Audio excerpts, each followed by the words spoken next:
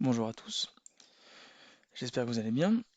Donc aujourd'hui, on va voir quelque chose d'assez entre guillemets nouveau avec PixInsight.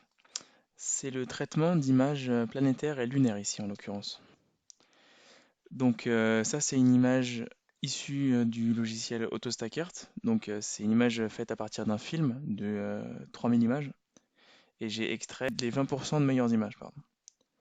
Donc on a une image qui est ici assez floue, assez sombre et donc on va s'en occuper pour qu'elle soit bien mieux, quoi, en fait, hein. Ça va, là, ce qu'on va faire remplace un petit peu ce qu'on fait, ou ce qu'on peut faire avec le logiciel Registax, couplé avec Photoshop. Ici, on fait tout en un. Donc, on charge notre image, on charge le process icône. Donc, c'est un nouveau process icône que j'ai créé qui s'appelle ZTA traitement planétaire. C'est celui-là. Donc, il change un peu de tous les autres, il n'est pas très gros, c'est pas mal. Donc, en fait, ici, il y a les petits dés, ils sont à peu près tous rouges, en fait, ça veut dire que j'ai commenté. Donc faut pas hésiter à aller voir, hein, il y a des petites astuces. Donc n'hésitez pas à regarder. Donc voilà, on suit le process, hein. Donc on va faire un histogramme, donc déjà pour étirer les niveaux, pour avoir une image quand même beaucoup plus potable. Donc on fait apparaître l'histogramme. Alors là, le but, c'est... donc là, on voit que c'est quand même trop lumineux. En fait, le but, c'est d'amener le point gris ici au tout début de la montée, donc vers les hautes lumières ici, pour éviter d'avoir des effets trop blancs. Et ici, on va zoomer, donc on tape pour le zoom, et on va noircir jusqu'à la montée d'Histo, en fait, pareil. Le but, c'est regardez ici, on voit ce qu'on clip. Donc là, on voit qu'on commence à enlever des pixels. Ici, c'est les pixels qui sont retirés. Donc en fait, nous, on veut être sombre, mais ne retirer aucun pixel pour garder un maximum d'informations, notamment dans les ombres, les parties sombres ici. Donc voilà. Donc, le but, c'est d'avoir un histogramme qui ressemble à ça. Bien sûr, on touche pas le curseur blanc ici parce que c'est pas beau. Donc on applique. Donc là, on a une image qui est déjà plus agréable à regarder, hein. Ça change un petit peu. Donc là, on va s'occuper de ce qu'on fait avec Registax, souvent, c'est les ondelettes. Donc c'est exactement le même principe, donc on va faire une preview. On clique, on dessine notre preview.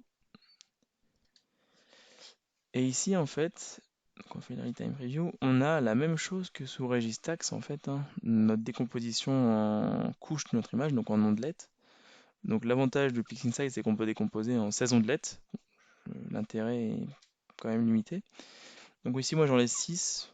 On pourrait en laisser moins, plus, je sais pas vraiment si ça a une influence. En tout cas, on touche les 2, 3, voire 4, mais rarement 4. Souvent c'est un, 2 et peut-être 3. En 3 un tout petit peu. Donc ici, on va toucher cette partie-là. Donc si je remets à 0 les 3 curseurs ici, donc pour accéder à chaque curseur, on clique sur la ligne qu'on veut et puis on touche avec Detail Layer, on touche le bias. Donc ici, on va augmenter les détails très très bas, donc très proche du bruit. Donc c'est pour ça qu'il ne faut pas y aller trop fort, sinon ça bruite l'image. On voit ici que c'est un petit peu bruité, c'est pas très agréable à regarder du moins. Donc ici, le but c'est vraiment de faire apparaître des détails, mais sans que ce soit trop fort ni trop visible. Parce qu'il faut pas oublier qu'après on va encore augmenter les détails différemment. Ici 0, 1,0. En fait, souvent les paramètres que j'ai mis là fonctionnent bien. Donc là pareil, c'est les détails un peu plus haut. C'est pas mal, hein, comme ça, peut-être un peu plus. 1000. Ouais. Je sais plus combien j'ai mis au début, mais il me semble que c'était à peu près par là. Et la couche 3, donc ça, faut pas, voilà, faut pas abuser quoi. Donc souvent, là, ouais, comme j'avais mis au début, j'avais mis 0,1. C'est pas mal. Si on fait avant, après, on voit que c'est quand même le jour et la nuit quoi. Il y a beaucoup plus de détails, c'est beaucoup plus fin. Donc on pourrait y aller encore plus fort, hein, sur la première layer. Mais après, ça fait un effet un peu faux. J'aime pas trop, je préfère rester un peu comme ça, naturel. Sachant que derrière, on va encore ajouter une couche. Donc clic droit, delete notre preview.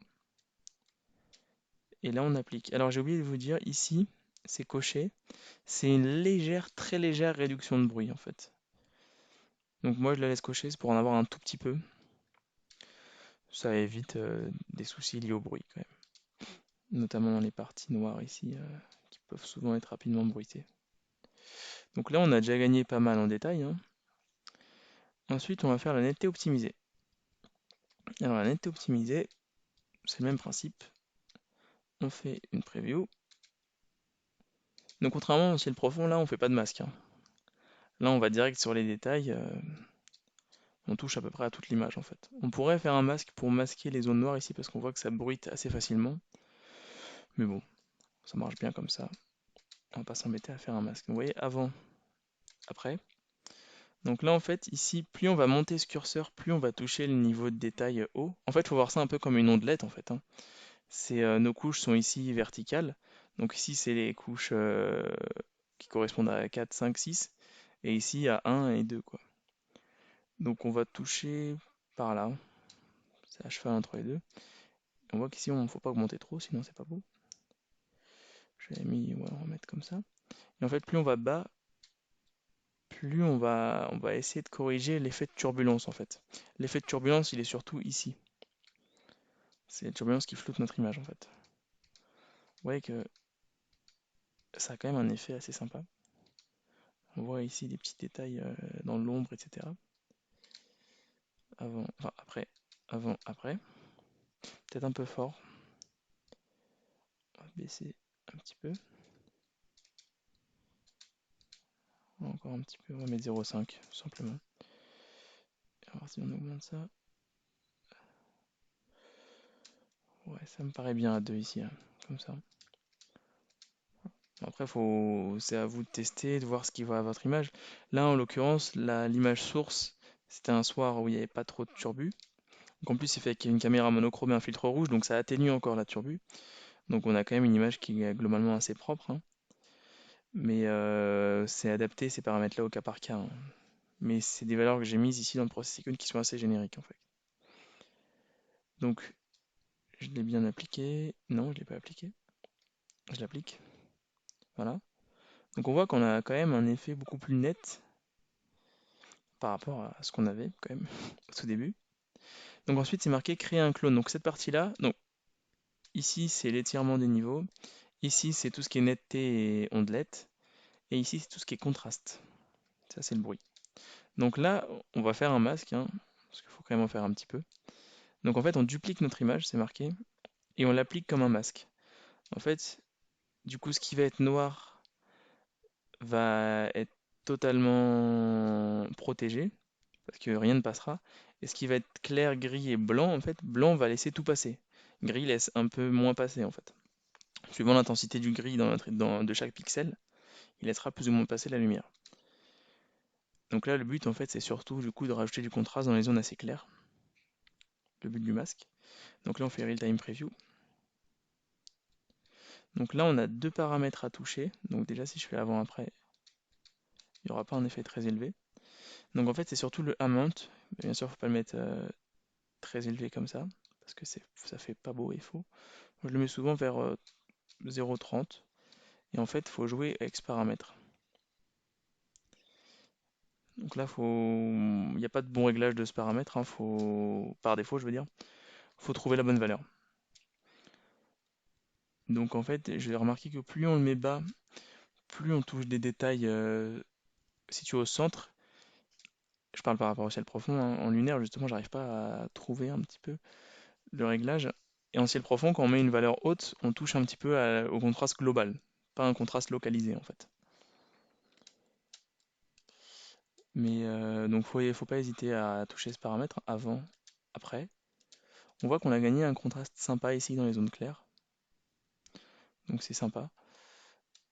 Peut-être laisser passer un peu plus de force. Pas trop quand même. En fait, oui, ça fait un petit peu un effet un peu plus 3D, qui est pas mal. Donc voilà, donc là j'ai trouvé les bonnes valeurs. Mais donc c'est surtout le amount qu'il faut toucher. Donc souvent des valeurs entre 700 et 200 quoi, pour que ça ait un effet quand même correct. Et ici, bah, je dirais entre 300, peut-être enfin entre 400 et 60 quoi, pour des bonnes valeurs. Mais après, il faut essayer, il faut que ça vous plaise d'abord. Donc on applique. Donc là, il a fini. On ferme la fonction. Donc c'est marqué dessus contraste, puis retirer le clone. Donc on écoute ce qu'il nous dit, on retire le clone. Et ensuite on va faire un HDR layer 6 ou 10. Donc en fait en faisant plusieurs essais sur plusieurs images, j'ai essayé de trouver ici les bonnes valeurs. C'est pas comme en ciel profond, hein, je trouve que c'est assez différent en fait le traitement planétaire. Donc les bonnes valeurs, c'est ou 10 ou 6. Entre les deux, j'ai pas trouvé quelque chose de sympa, donc là encore, faut essayer les deux. Il n'y a pas de miracle. Le désavantage de cette fonction, c'est qu'il n'y a pas ici le real-time preview, donc le petit rond vide. Donc on ne peut pas voir l'effet en direct. Donc il faut appliquer et revenir en arrière. Avant, après, c'est pas mal. Ça donne un peu plus de relief en fait. On a vraiment un aspect dégradé. En fait, ici c'est la zone claire et ici c'est la zone plus sombre. C'est sympa. On va essayer avec la layer 6 pour voir si l'effet est un peu mieux ou pas. Ah, c'est peut-être trop fort. Oui, là on voit qu'on a touché des détails dans les zones très claires ici. Et c'est pas ce qu'on veut en fait. Donc on va remettre 10. C'était bien 10. Voilà, ça me paraît pas mal. Et ensuite, donc si on zoome, on voit qu'il y a quand même un petit peu de bruit, notamment ici, légèrement là, mais donc surtout dans les zones sombres. Donc on va réduire ce bruit hein, pour avoir une image vraiment propre. Donc on ouvre la fonction, donc c'est une faible réduction de bruit, hein. Il faut pas y aller trop fort, sinon bah, on perd la netteté quoi. Donc là encore on fait une preview donc assez petite. Et on utilise la fonction ACDNR. Donc on peut cliquer ici sur Preview et toucher à ces paramètres. En fait ces paramètres permettent de créer un masque. Et en cochant cette case, on va appliquer ce masque. Donc en fait le but là, on voit que ce qui est gris est un peu protégé et ce qui est blanc n'est pas du tout protégé par la réduction de bruit. Donc le but c'est vraiment d'avoir des zones noires d'habitude qui ici sont blanches et d'avoir des zones gris clair comme ça pour vraiment avoir un effet progressif et toucher toute l'image. Si je vous montre le masque à quoi il ressemble sur l'image complète, il ressemble à ça. Donc on voit que ce qui est blanc va être très très attaqué par la réduction de bruit et ce qui est gris et ce qui est noir, en fait ce qui est noir va ne pas du tout être touché. Donc là le masque est pas mal. On décoche Preview et ici on va jouer avec le Amount. Donc en fait tous les paramètres sont bons par défaut sauf le Amount à adapter en fonction du bruit de votre image en fait. Voilà, si on fait avant, après, vous voyez qu'on perd presque un petit peu de netteté dans les petits cratères par là si je fais avant, après. Bon, c'est très léger. Faut que ça reste léger comme ça, hein, la réduction de bruit. Faut pas que ce soit un floutage global de l'image, hein, sinon ça n'a pas d'intérêt. Ça annule tous les effets qu'on a fait avant. Donc là, moi, ça me paraît pas mal, 25. J'aime bien les valeurs entières. Voilà. On ferme le real-time preview. On delete, clic droit, delete. Et on applique à notre image. Donc en fait, je ne l'ai pas dit au début de la vidéo, mais ce process est fait pour les images monochromes en fait. On voit qu'ici, on a un onglet chrominance qui est décoché. Donc si vous avez une image couleur, donc ça peut être le cas pour le planétaire, etc., faut ici cocher Apply pour réduire le bruit de couleur. Mais généralement, les images de lune, on les fait en monochrome. Et les planètes, bah, c'est en couleur, mais donc il faudra juste cocher ici Apply et jouer avec les paramètres Amount, etc. Voilà. Donc là, on a notre image finale. Donc je vais faire un clone pour vous montrer quand même de quoi on partait, quoi. Voilà. Donc l'avant-après est quand même assez, je trouve, bluffant. C'est la première fois que je me suis lancé dans le traitement d'images planétaires avec PixInsight et j'en suis plutôt content. Je trouve que c'est mieux même que l'utilisation de Registax. J'ai été plus convaincu, je trouve qu'on est plus libre et on a accès vraiment au cœur de l'image. Donc voilà. Donc j'espère que ce petit tuto vous aura plu. N'hésitez pas à liker et au fait maintenant je propose donc des cours PixInsight par correspondance. Et donc on fait ça sur, je me connecte à votre ordinateur donc avec un logiciel comme TeamViewer, AnyDesk. Et on s'appelle et en fait on traite ensemble 1 heure, 2 heures, enfin le temps que vous voulez, sur des sujets que vous voulez. Si vous avez des problèmes ou quoi, n'hésitez pas à me contacter. Donc contact sur YouTube, Facebook, Instagram. Donc n'hésitez pas.